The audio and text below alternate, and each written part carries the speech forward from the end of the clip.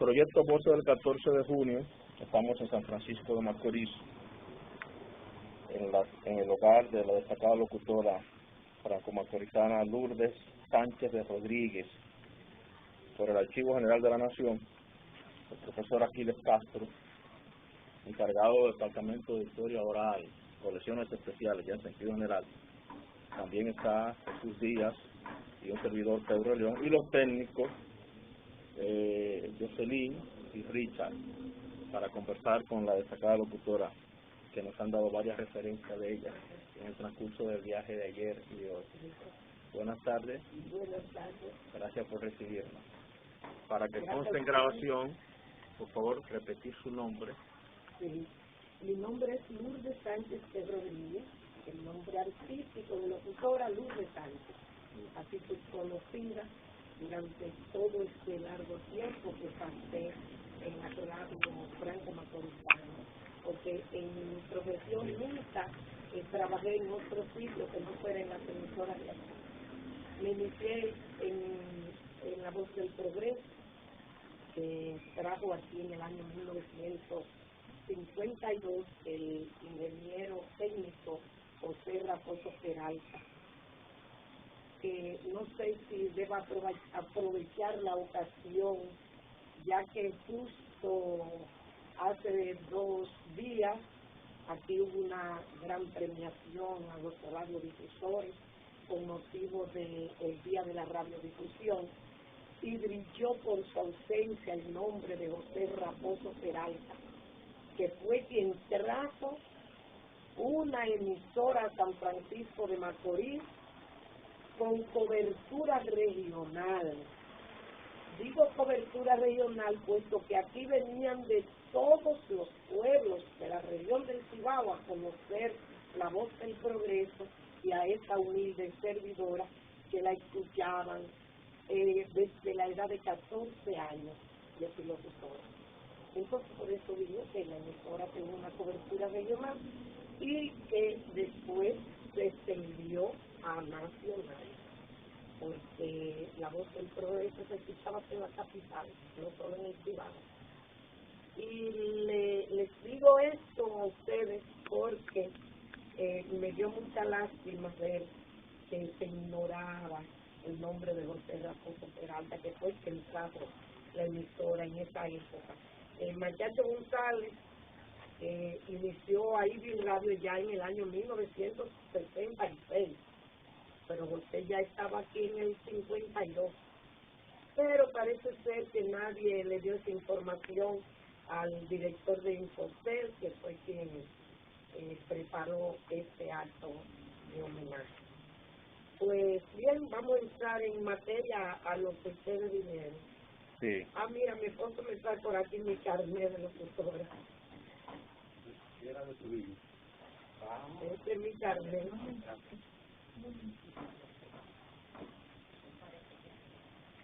Mira cómo está allá. Se usaba como se usaban las cédulas.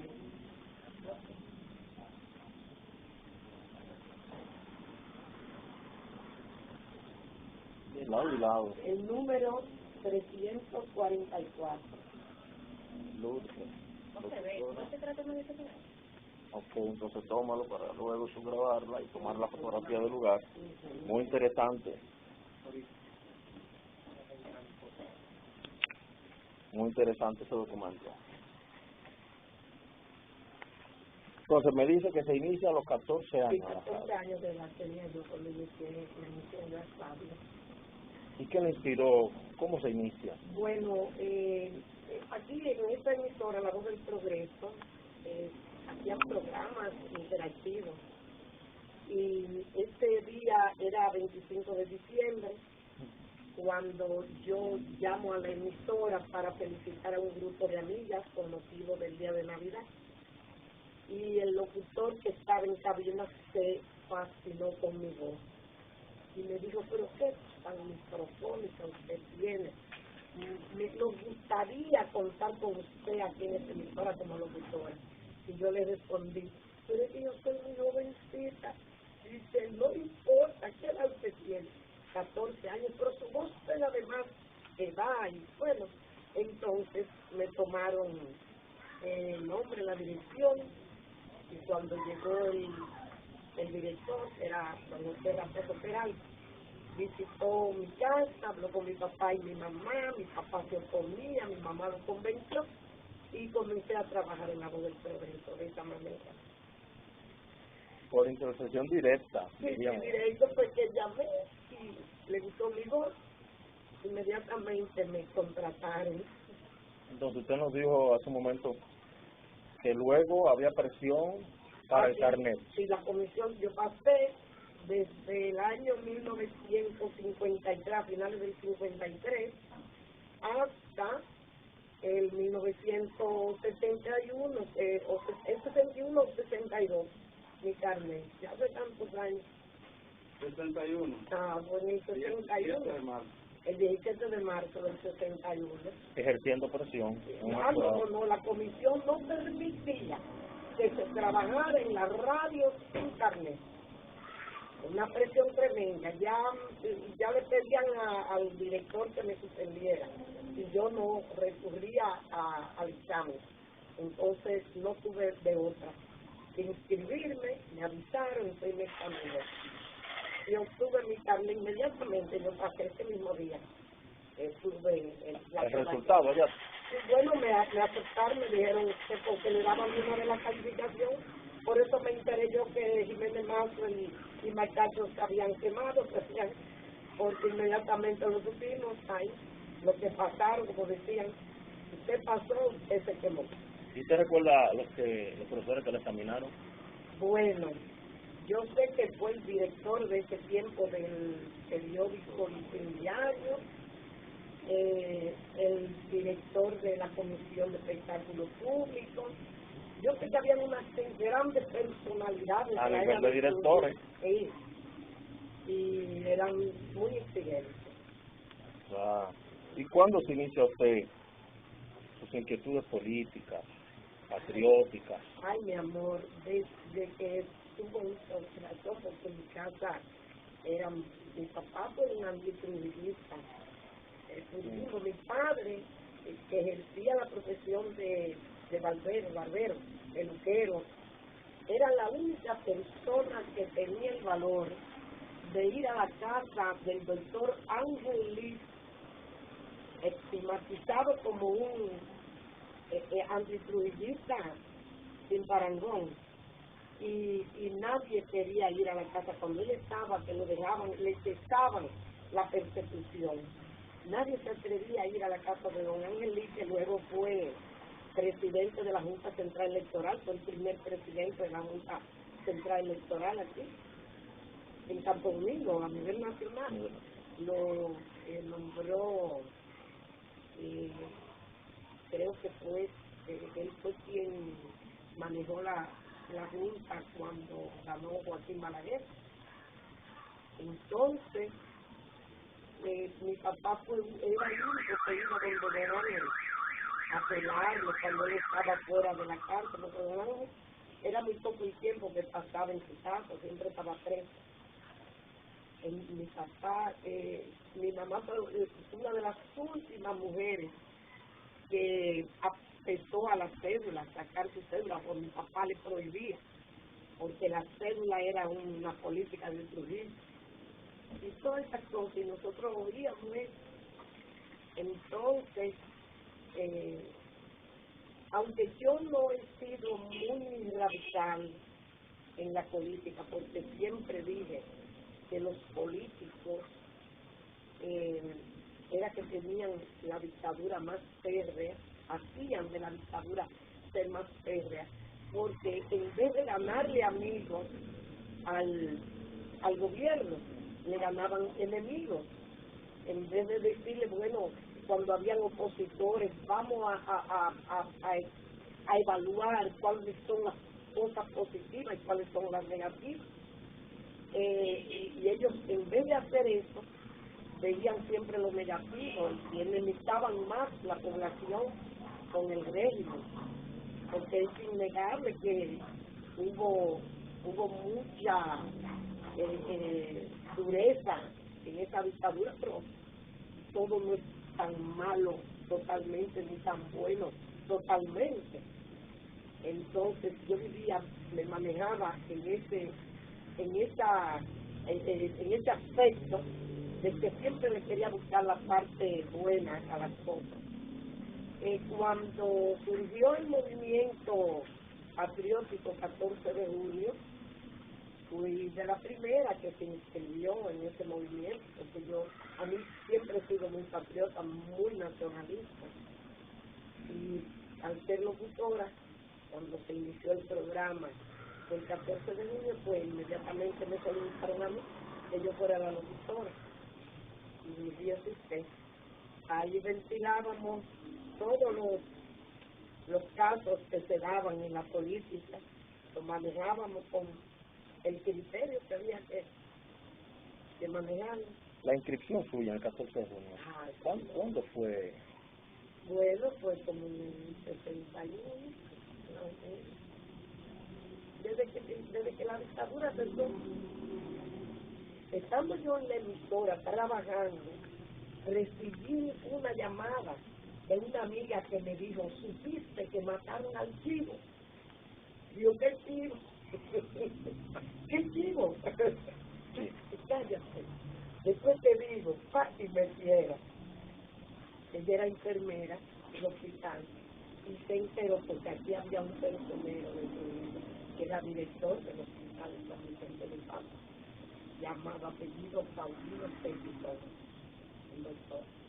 Y a través de la actitud de él, ella era muy cercana y entonces se enteró del asunto y me llama a la emisora. Y ya yo iba a abrir el micrófono para decir que mataron el tiempo. Y uno de los locutores me paró, muchacho, tú eres loca, tú te vas a comprometer, tú y vas a comprometer la emisora. Esperemos a ver qué es lo que ha pasado, porque una vez uno se intuyó que era lo que había pasado por esa actitud de ella. Entonces, estuvimos ahí esos días en un, ya usted sabe, dubitativo, estábamos todos, si era cierto, si no. Pero después se confirmó, sí. Naturalmente, en nombre de la emisora tuvimos que participar de muchos actos, de póstumo a Trujillo. Pero de que abrieron la puerta de la democracia, inmediatamente nos incluimos en ello. Y por eso nos inscribimos en el 14 de julio. ¿Cómo se produjo esa afiliación suya al 14 de julio? ¿En qué momento? Bueno, tú sabes, hubo un grupo de damas de aquí, entre ellas estaba Cinco Grullón, la Ángela Negrete, ¿tienes más? Un grupo que siempre nos reuníamos, Blanca Ortega, Nazarena Ruiz, que por cierto un hijo de ella es hoy su secretario de Obras Públicas. Paquito, su esposo, también era de... Y entonces esta gente pues nos hablaron y nos llamaron de inscribir con él. Así fue que se dio la inscripción. Pero lo que más se destaca en mi vida de como catorcita fue el trabajo que hice en la radio. ¿Cómo fue eso? ¿Cómo? Bueno, era el vocero del partido, del movimiento, porque no era partido. Sí. El programa era el vocero del movimiento del 14 de junio aquí en San Francisco. Lo dirigía Papi Estrada. Yo no sé si ustedes se habrán comunicado con Papi Estrada, el doctor Papi Estrada. Lo tenemos en pausa. Lo tienen en pausa, sí, porque Papi es el director del programa. Sí. ¿Cómo se llamaba el programa? ¿En qué momento usted se integra más o menos? Mira, ¿cuál era la estructura que tenía? Si tú supieras que no te puedo decir directamente cómo, ahora mismo se me olvida. Yo creo que ¿cómo era? La voz del 14 de julio, algo así, era que se llamaba. Yo lo que recuerdo era el eslogan, cómo comenzábamos el programa. Tierra para los campesinos, trabajo para los obreros, paz y justicia para todos, educación, salud, paz y justicia para todos. Eso era como iniciábamos el programa. Y ahí ya tú sabes, todos los artículos que escribían, porque había muchos colaboradores que escribían, el editorial, en los comentarios de que un sector estaba manejándose en esta forma que perjudicaba al pueblo y demás. ¿Qué horario tenía este programa? Este programa comenzaba a las 4 de la tarde. ¿Y una duración? Tenía 1 hora. Una hora de duración. ¿De lunes a...? Sí, de lunes a viernes. ¿Y usted era la locutora sí, oficial? Yo era la locutora oficial. ¿Usted sola e invitados? Sí, iban invitados. Pero el que manejaba este aspecto del programa, esa parte era Papi Estrada, que era el director. Narrenos, por favor, como un día en este programa, alguna anécdota que usted recuerde interesante, y el formato. Usted decía que tenía editoriales, artículos, y usted como la locutora oficial tenía que leerlo, darle énfasis, transmitir ese mensaje. Un día de trabajo. Bueno, lo que más me marcó a mí fue que tuve que leer algo en contra del doctor Tejada, Antonio Tejada. ¿Sabe qué? Tan pronto surgió el 14 de junio, se inició también la Unión Cívica. Entonces hubo una división cívico y catorcista. Entonces los cívicos, tú sabes que orquestaban muchas cosas en contra del movimiento para darle baja, para que se redujera. Y a ese señor yo le tuve cierto agradecimiento, era muy amigo de mi papá, pero el deber estaba primero. A mí me tocó leer porque no fue un editorial, sino un artículo que alguien escribió, y sinceramente, que lo hice con tanto dolor, y eso me marcó mucho. Por cierto, él después se le quedó a mi papá, porque ellos eran amigos. ¿Cómo era posible que yo había hecho esto, de haberme dejado llevar bueno, pero sinceramente, porque yo siempre he sido muy sincera, y eso me acabó. No tuve la oportunidad, o no la quise buscar, la oportunidad de excusarme ante él, porque lo que hice fue asumir la responsabilidad y la consecuencia de lo que ya yo había hecho. Y él sabía que no le estábamos calumniando, él sabía que era cierto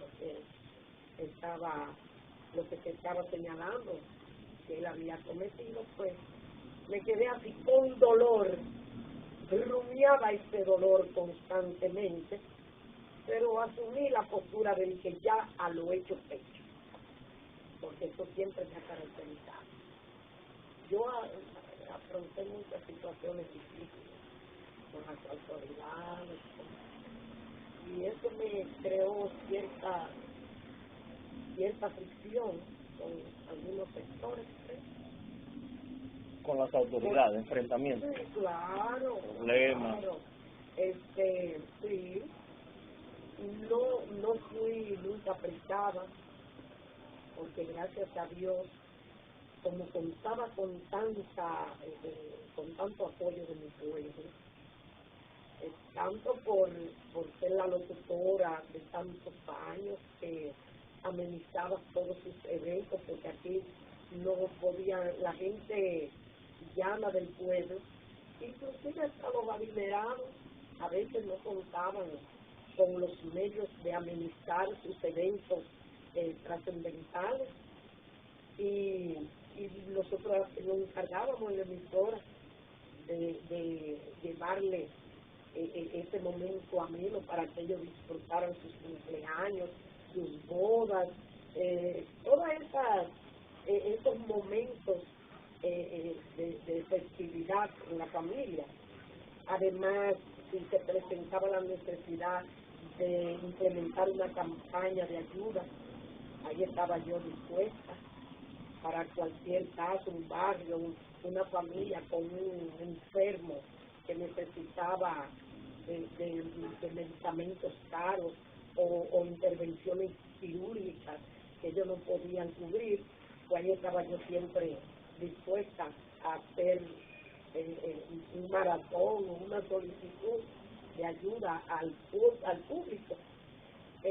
También siempre he estado de parte del pueblo a favor de los grandes intereses del pueblo, y conté siempre con la aprobación.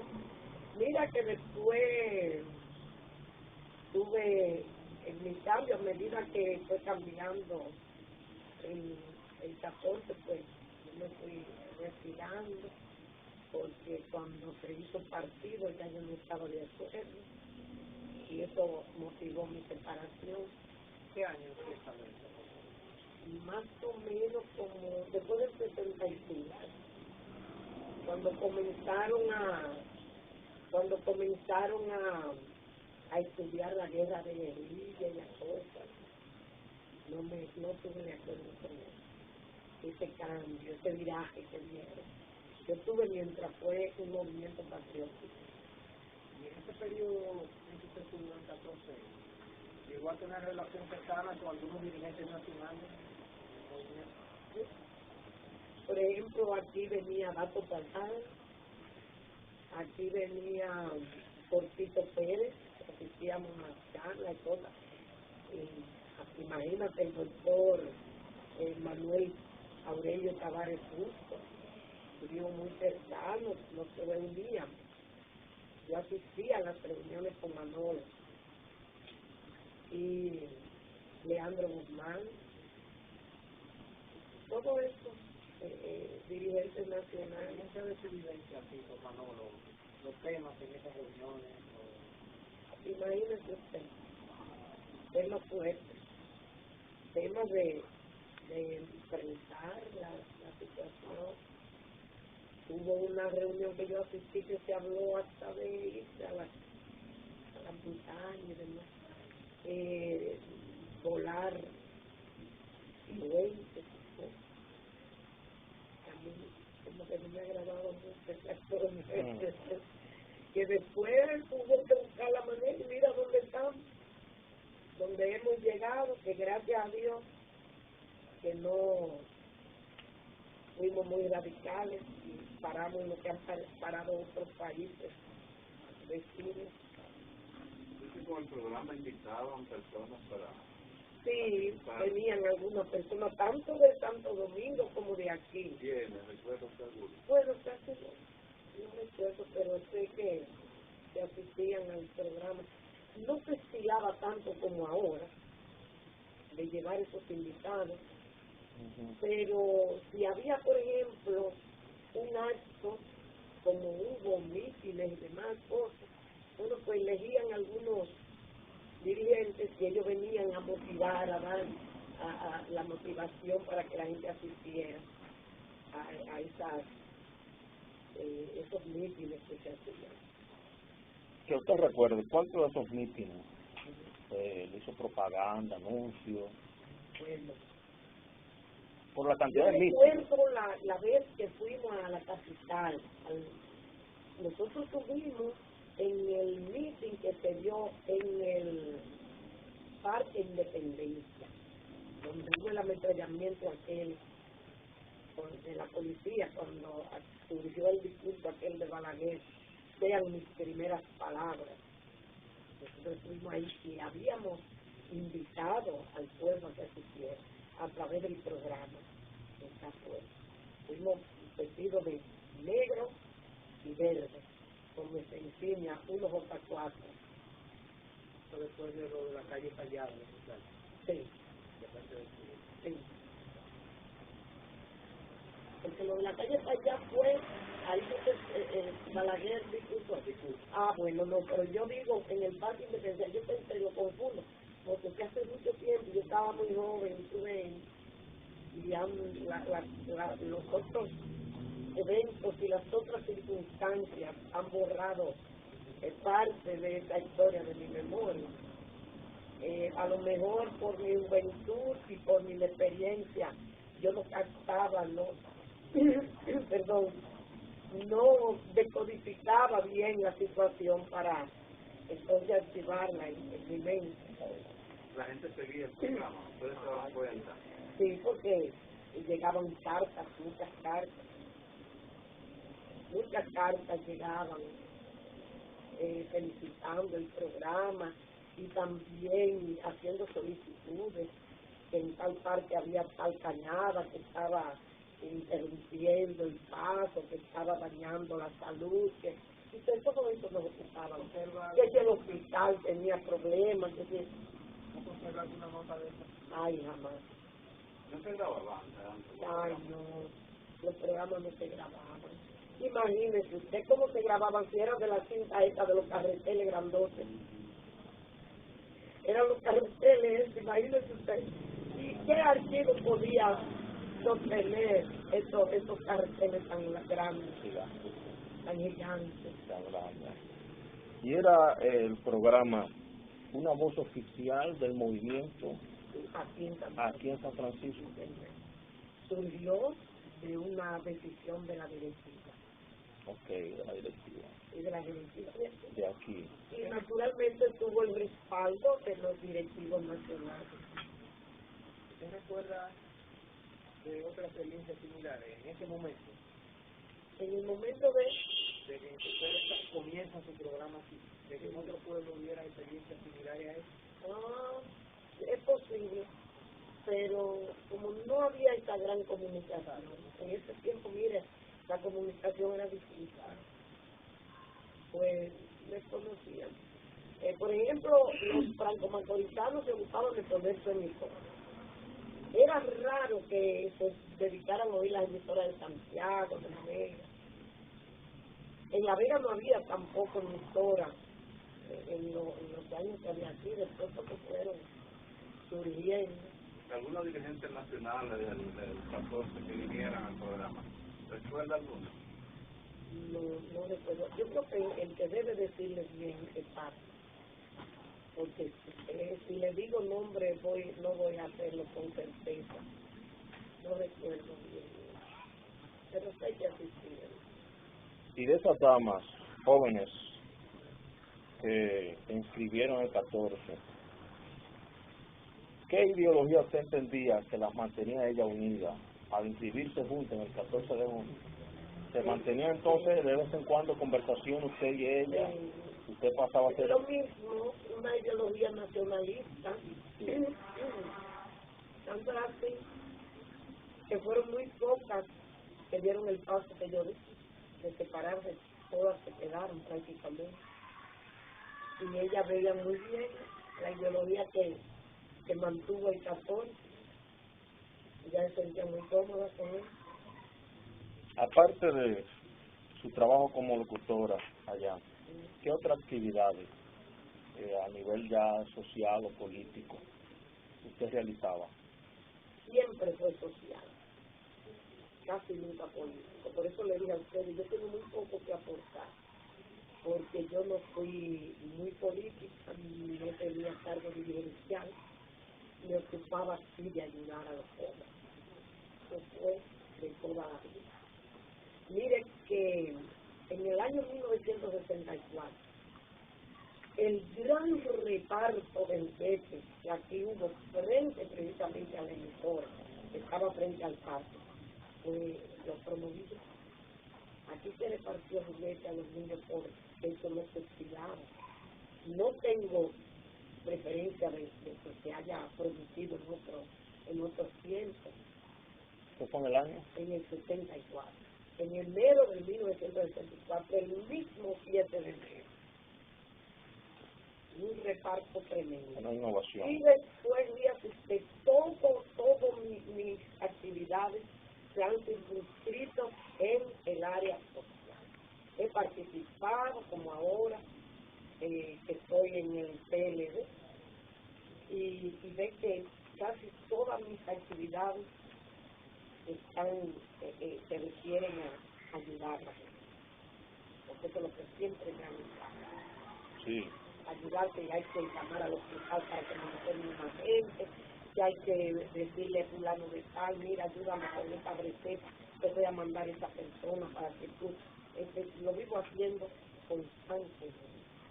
Y siempre es de la parte que me ha gustado, la social, ¿ves? Porque la satisfacción más grande que yo he recibido es cuando le resuelvo un problema, cuando el otro se va tranquilo. No acostumbro a darle falsa esperanza a nadie, no soy de esa persona, siempre he prometido lo que he podido cumplir. Por favor, la ubicación geográfica de la emisora, porque me dice que la mudaron. Cuando yo comencé estábamos en la avenida Fran Grullón, perdón, que la gripe, en la Fran Grullón, hoy se llama Fran Grullón, Fran Grullón fue uno de los mártires, hoy, antes se llamaba José Trujillo Valdés, avenida José Trujillo Valdés, ya final, ya donde se bifurca, es la salida Nagua, pero si nos ubicamos allá, del puente para acá, al entrar de Nagua, la calle se bifurca y se convierte en calle La Cruz y avenida Fran Grullón. Ahí estaba. Entonces el emisor estaba ahí próximo a obras públicas, donde todavía hoy es obras públicas, siempre ha estado ahí esa dependencia del Estado. Y frente a obras públicas estaba esa casa, recuerdo una casa con una galería larga, que ahí nos sentábamos a esperar el turno que nos tocaba. Esa es la ubicación. Entonces, ya en el año, ¿en qué año fue? Como en el 58,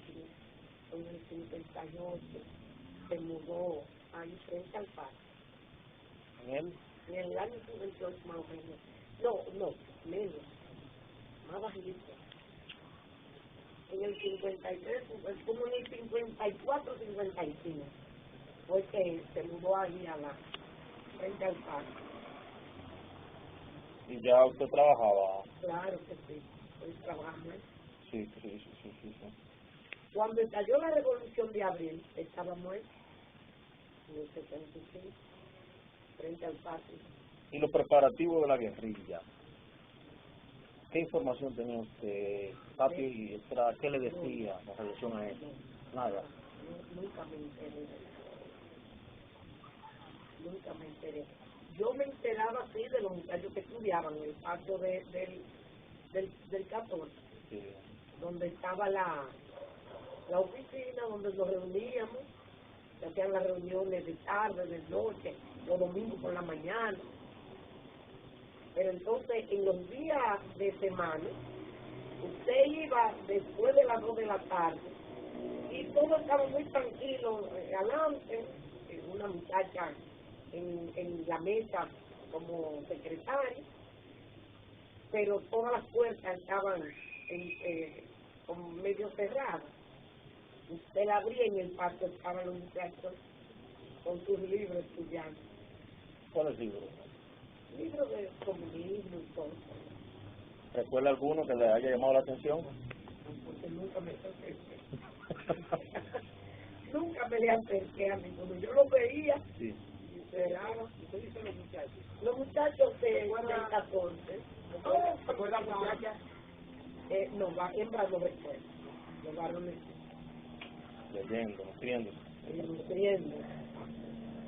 Los muchachos eran famosos. Y noviembre y diciembre del 63, cuando ya a finales de noviembre se descubre... Sinceramente que ya yo no estaba. Okay. Ya para el 63. Fue cuando le dieron el golpe de Estado. La guerrilla, ya después pues con no, ya yo no estaba. Yo me había separado, pues ya se había convertido en partido y todo esto, ya yo no estaba. Pero, ¿qué usted recuerda de eso? ¿Cómo recibió la noticia usted de que los muchachos del 14 se lanzan? Que había de esperarlo, porque si estaban preparándose la calle. No me sorprendió.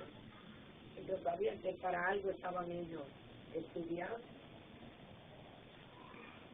Y yo les respetaba su decisión de aprender. De ahí fueron muchos hasta para afuera, a prepararse fuera del país. Volviendo un poquito atrás, para precisar algo, los mítines y actividades del 14 aquí en San Francisco de Macorís, como entendí incluso que Manolo asistió Sí, a varios de ellos. A la marcha del pueblo. Usted recuerda como a 2 que participó él. ¿Transmitían esas actividades? Sí, la transmitía la misma voz del progreso. La misma voz del progreso. Y lo transmitía. Se le daba gran cobertura, gran publicidad. Porque yo como que veía que el director le encaprichaba mucho. ¿Se grababa el meeting o era directo? Directo, a través de la línea telefónica y demás. Y la reacción de los jóvenes, ¿cómo usted la percibía en esos momentos? Muy eufórica, muy entusiasmada. La juventud de San Francisco fue muy aguerrida para esta época. Mire que fue el único pueblo que se decidió a dar el paso cuando la revolución, el único pueblo que ellos se decidieron, metieron armas y trataron, hicieron el intento, lo aplastaron, pero cumplieron con el mandato de su conciencia y de sus ideales. Y eso está admirable. Al usted hacer referencia al 65 y de San Francisco de Macorís, ¿qué percepción tiene usted de ese acto protagónico de los jóvenes de San Francisco con relación a la guerra y ese traslado incluso de armas que usted dice que se significó aquí? Pues fueron muy lejos esos tráficos, inclusive mi esposo no participó en nada, pero fue víctima prácticamente. ¿Cómo? Porque sus primos hermanos estaban participando de eso y muchos de ellos llevaron armas a la casa de su papá. Y como ellos vivían en la capital, nadie pensó que podrían ser ellos que introdujeran esas armas, sino que fue mi esposo, porque esa era la casa de paterna y fue perseguido. Tanto así que, yo por eso, yo digo que Dios es quien nos protege, porque mire, vivíamos precisamente detrás de la fortaleza, en el siglo Elías, detrás, solo nos dividía el río. Y cuando oímos el primer tiro, inmediatamente nos pusimos a la defensiva. Nos preparamos, mire que nadie me habló, que Dios sabe que estoy hablando la verdad no hay que esmerarse mucho para ser creída. Nadie me habló de eso. Yo sé que oí un solo tiro y un jovencito que pasaba todas las mañanas, que era monaguillo, lo veo que se devuelve. Y le pregunto, ¿y qué pasó? Porque yo abrí la puerta y nada. ¿Qué pasó? ¿Por qué te devolviste? No me dejan pasar del puente. No, iba para la iglesia. Entonces yo dije, pues esto está mal. Vámonos a preparar. Preparamos, imagínense que yo tenía 3 hijas, 3 hembras, porque tengo 2 varones más, pero no habían nacido. Mi esposo, mi papá, mi mamá y mi abuelo, 3 ancianos conmigo. Y los preparamos y salimos de campo. Recuerdo cuando íbamos a conseguir un vehículo de una vez, un carro público, porque no teníamos vehículos propios. Y cuando íbamos ya saliendo de la ciudad por aquí, por el camino habitado, era, ¿cómo le explico? pasando el ciruelillo y tomando a la izquierda por donde está el montecito, como le llamamos, el maní, hacia la cruz de Cenoví, por aquí adentro. Nos paran una patrulla, pero apuntando, y tuve la actitud de decirle, van niños y ancianos, aquí van niños y ancianos. Me vino a la idea de decir, y nos dejaron pasar. Ellos cumplieron, comportaron. La joven no eran mi esposo y yo. Los niños muy pequeñitos, porque la más chiquita mía en ese tiempo lo que tenía era, fue en el 65, ya tenía 4 años y ya no tenía en el 61. Y la mayor, que había nacido en el 59, ellas se llevan 3 años, ya usted sabe, una de 4, 5 y 6 años. Entonces, mi papá, mi abuelo, mi mamá y mi abuelo, el papá de mi mamá, los únicos jóvenes que podríamos haber estado quizás en eso éramos mi esposo y yo, y íbamos atendiendo. Registraron el carro, no había armas y nos fuimos al campo. Después, como a los 2 días, llega una amiga que era mi vecina, por cierto es una prestigiosa profesora, directora de un colegio de mucho prestigio de aquí, y su esposo, que tienen el mismo nivel de prestigio, se dignaron a ir allá, porque fue la única persona que yo le dije dónde íbamos a estar, y fue allá donde yo estaba, y nos dijo, saque rápidamente a Tato de aquí, mi esposo lo intentaba, porque no andan buscando vivo o muerto. Y yo, ¿qué importa? ¿Qué hay por ahí? Dice, ahí, en la casa de su papá encontraron armas, ni el arsenal del ejército.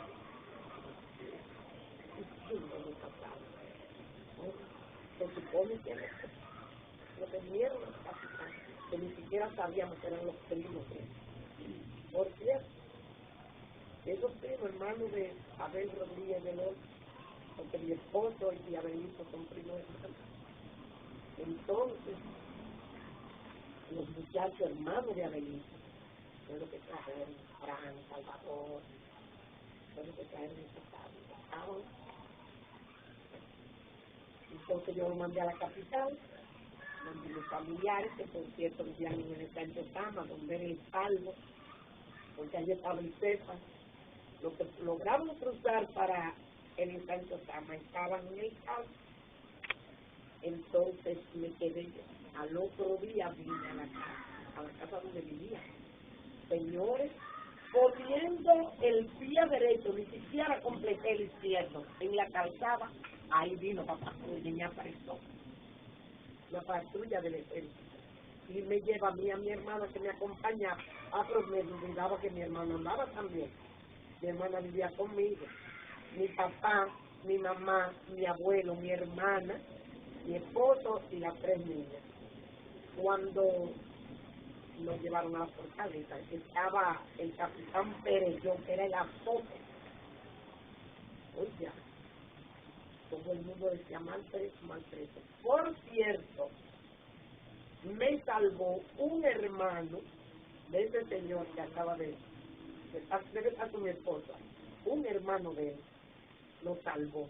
Era amigo del capitán, era una persona que no se, como decimos vulgarmente, no se metía en nada, una gente que tenía, y él dijo, no, la gente no, ay, querían dejarme presa, y mi hermano decía, si la dejan a ella, me tienen que dejar a mí, y ahí, pero entonces al llegar este señor y hablar de, entonces me dejaron, pero ríase usted los problemas que nos trajo eso de esos muchachos, y nosotros con el ministro no sirven. Y cuando usted llega allá, Simpatizamos. sí. Simpatizábamos con la revolución, mi vida. No había ese que me dijera que la revolución era comunista, porque tenía el pleito pasado conmigo. Pero no estábamos metidos en nada de eso. Lo apoyábamos, tanto así que visitábamos Ciudad Nueva, le estimulábamos, le llevábamos tratamientos, sus videos, a dominicana. ¿Y cuándo y cómo se hacía eso? Pasábamos por el alambrado ese que tenían los americanos, nos identificábamos y decíamos que íbamos a visitar, a pasear, a ver cómo estaba eso y pasaba.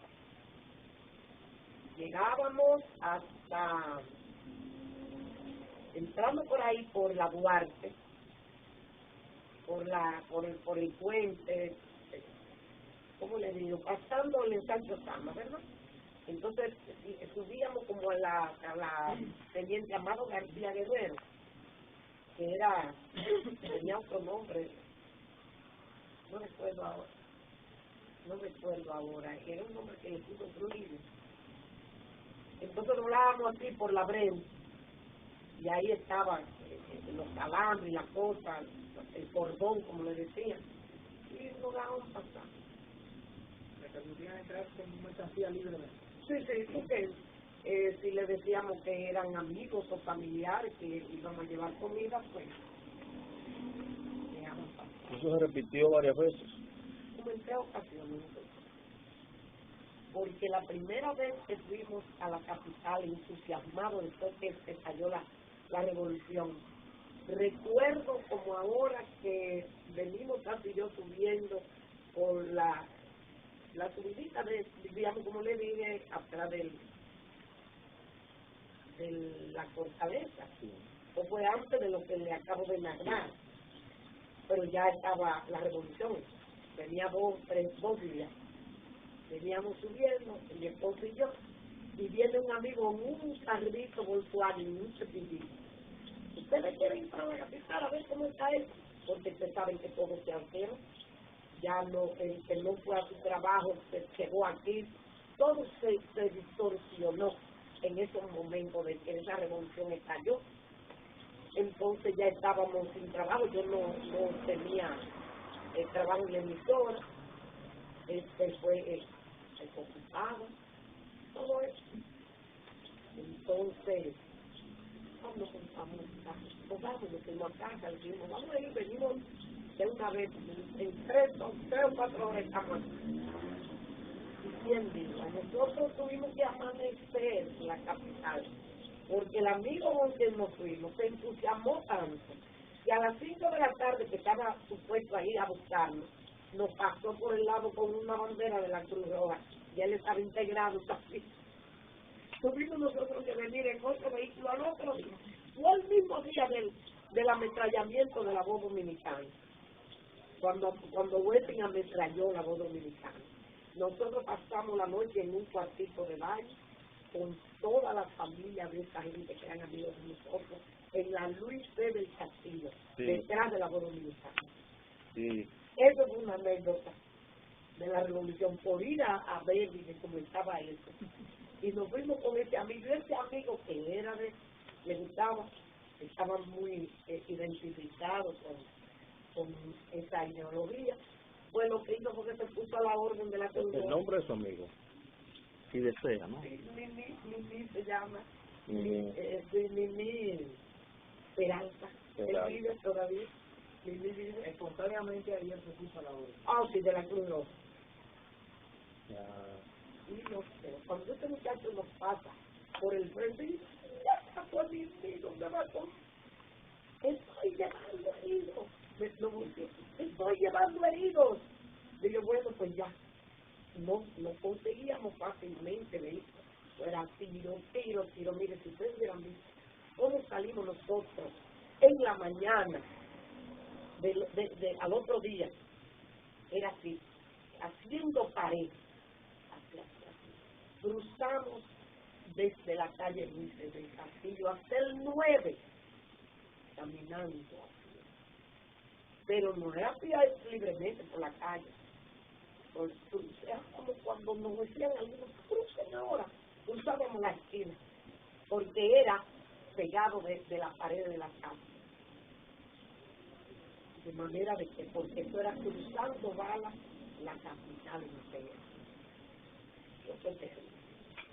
Y quiso Dios que en el 9 conseguimos un vehículo y nos trajo aquí. Gracias a Dios. Gracias a Dios.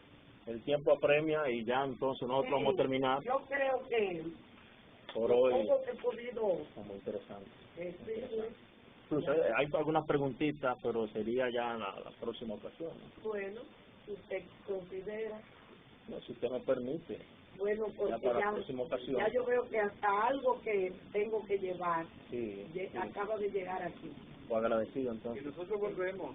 Cuando guste, estamos a las órdenes, vamos a buscar las fotos donde estamos con Manolo y donde estamos con Sina Cabral, que fue también una pieza muy clave en esa historia.